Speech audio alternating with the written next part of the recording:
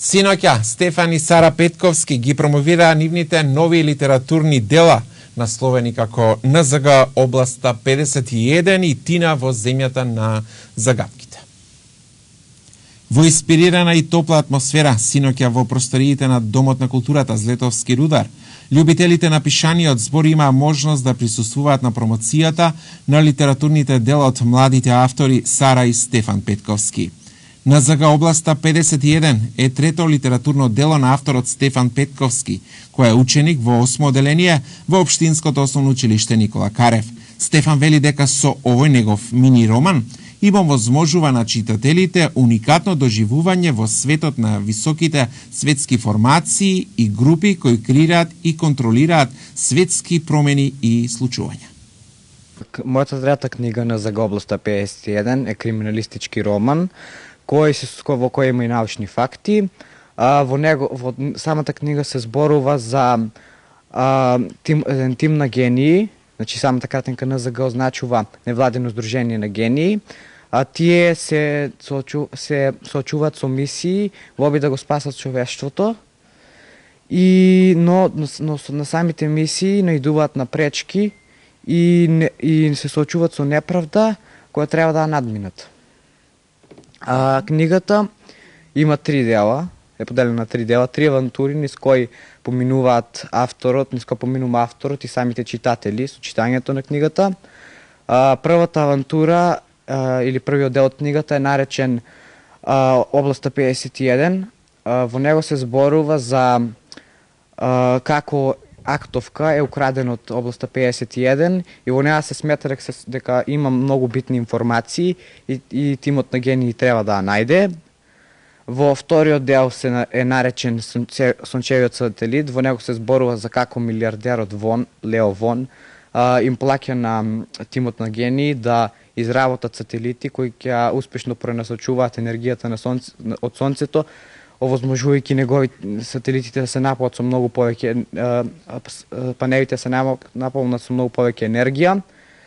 И третиот дел е Астероидот Апофис. Во него се зборува за тоа што тимот на гении е ангажиран од сега овој пат од НАСА и треба да им помогне на НАСА во истражување како да го сопрат Астероидот Апофис. И на крајот ќе видиме дали тие ќе успеат во тоа. Одлично. Со оглед на тоа дека ова е трета твоја книга, да, од каде најчесто доаѓа инспирацијата? Инспирацијата доаѓа од повеќе работи.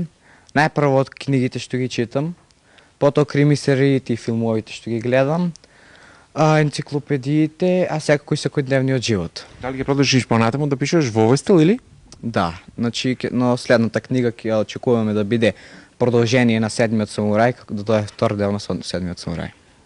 За колку временски период обично пишуваш една книга? Процесот на пишување трае околу 2 до 3 месеци, но процесот на објавување е половина година.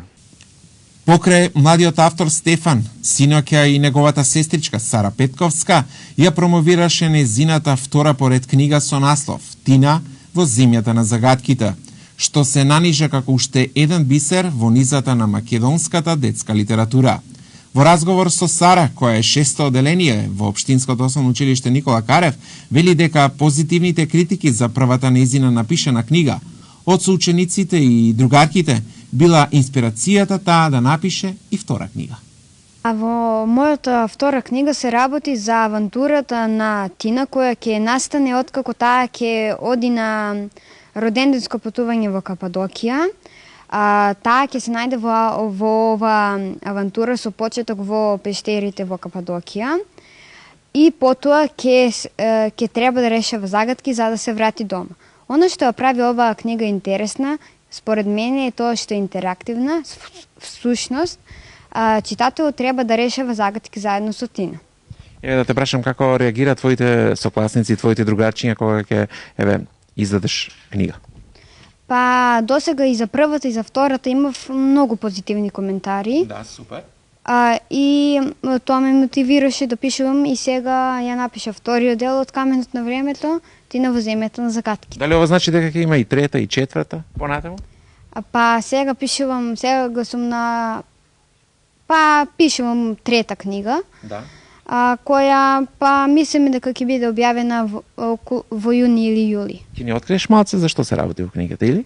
Па насловот е 276, а натаму Да очекуваме. Да, одлично. Инспирацијата најчесто од каде доаѓа?